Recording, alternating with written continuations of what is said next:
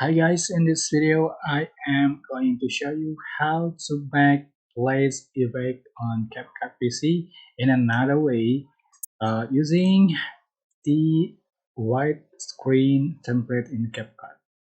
So how to for example, I'm just going to add the image to right and just add this white screen, make it as an overlay. So put on top the image. So make it shorter.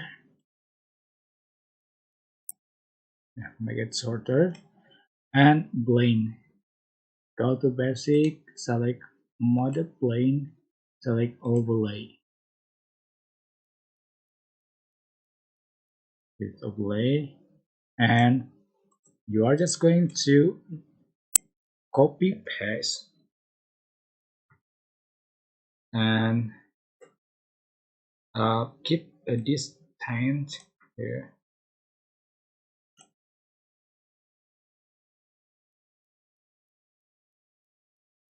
until finish the video, the clip, sorry. And here we go. This is the final result you have on your video.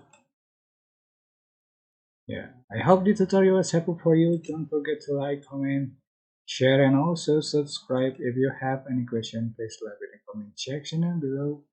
Thank you so much for watching.